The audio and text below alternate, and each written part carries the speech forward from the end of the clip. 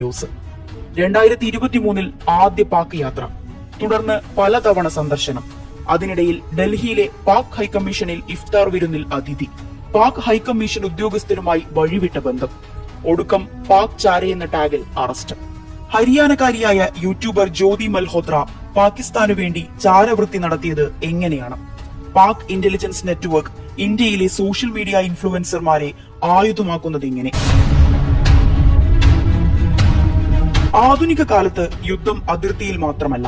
പാകിസ്ഥാൻ രഹസ്യാന്വേഷണ ഉദ്യോഗസ്ഥർ സോഷ്യൽ മീഡിയയിൽ സ്വാധീനമുള്ള ചിലരെ റിക്രൂട്ട് ചെയ്യാൻ ശ്രമിക്കുന്നുവെന്ന് കേന്ദ്ര ഏജൻസികളിൽ നിന്ന് ലഭിച്ച വിവരത്തിന്റെ അടിസ്ഥാനത്തിൽ ഞങ്ങൾ ജ്യോതി മൽഹോത്രയിലെത്തി. പാക് ഹൈക്കമ്മീഷനിലെ ഉദ്യോഗസ്ഥൻ മുഖേന പാക് ചാരസംഘടനയിൽപ്പെട്ടവർക്ക് അവർ വിവരങ്ങൾ കൈമാറി. പലതവണ പാകിസ്ഥാനിൽ സന്ദർശനം നടത്തിയ ജ്യോതി പാകിസ്ഥാൻ രഹസ്യാന്വേഷണ ഉദ്യോഗസ്ഥരുമായി തുടർച്ചയായി ബന്ധപ്പെട്ടിട്ടുണ്ട്. ജ്യോതി മൽഹോത്രയുടെ അറസ്റ്റിന് പിന്നാലെ ഹിസാർ പോലീസ് സൂപ്രണ്ട് ശശാങ്ക് കുമാർ സാവൻ വിശദീകരിച്ചത് ഇങ്ങനെയാണ്.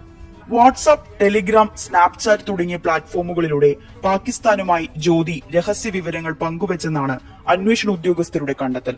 സമൂഹ മാധ്യമങ്ങളിലൂടെ പാകിസ്ഥാനെ കുറിച്ച് നല്ലത് പറയുക എന്ന ചുമതലയും പാക് ഏജൻസികൾ ജ്യോതിയെ ഏൽപ്പിച്ചുവെന്ന സൂചനകളാണ് പുറത്തുവരുന്നത്. ഇഷ്ക് ലാഹോർ എന്ന ഇൻസ്റ്റഗ്രാം ക്യാപ്ഷൻ മുതൽ ജ്യോതി മൽഹോത്ര പുകഴ്ത്തിയ പാക് സംസ്കാരവും ഭക്ഷണവും അടക്കമാണ് ഇവിടെ ചൂണ്ടിക്കാട്ടപ്പെടുന്നത്. പ്രതിരോധ സംവിധാനവുമായി ബന്ധപ്പെട്ട ഒരു വിവരവും ജ്യോതിക്ക് നേരിട്ട് ലഭ്യമായിരുന്നില്ല. അതുകൊണ്ട് തന്നെ തന്ത്രപ്രധാനമായ സൈനിക വിവരങ്ങൾ ചോർത്താൻ ജ്യോതി മൽഹോത്രയ്ക്ക് സാധിച്ചിരുന്നില്ലെന്നാണ് വിലയിരുത്തൽ. എന്നാൽ പാക് ഏജന്റുമാർ അവരെ ഒരു അസറ്റായി വളർത്തിക്കൊണ്ടുവരികയായിരുന്നു. ഇക്കഴിഞ്ഞ ഏപ്രിൽ 22-ന് പഹൽഗാം ഭീകരാക്രമണത്തിന് പിന്നാലെ ഉടലെടുത്ത ഇന്ത്യ പാക് സംഘർഷത്തിനിടെയും അവർ പാക് ഏജന്റുമാരുമായി ബന്ധപ്പെട്ടിരുന്നുവെന്നാണ് റിപ്പോർട്ട്. ഭീകരാക്രമണത്തിന് 3 മാസം മുമ്പ് ജനുവരി 25-ന് ജ്യോതി മൽഹോത്ര പഹൽഗാം സന്ദർശിക്കുകയും ചിത്രങ്ങളും വീഡിയോകളും പകർത്തുകയും ചെയ്തിരുന്നു. പഹൽഗാമിൽ മാത്രമല്ല, ഗുൽമാർഗ്, ദാൽ തടാകം, ലഡാക്ക്, പാങ്കോങ് തടാകം എന്നിവിടങ്ങളിലും അവർ സന്ദർശിച്ച് ദൃശ്യങ്ങൾ പകർത്തി. ഭീകരാക്രമണം ആസൂത്രണം ചെയ്യുന്നതിൽ പാക് ഭീകരരെ ഇത് സഹായിച്ചിരുന്നോ എന്നതിലേക്കും അന്വേഷണം നീളുമെന്നാണ് ഉദ്യോഗസ്ഥരെ ഉദ്ധരിച്ച് ദേശീയ മാധ്യമങ്ങൾ റിപ്പോർട്ട് ചെയ്യുന്നത്.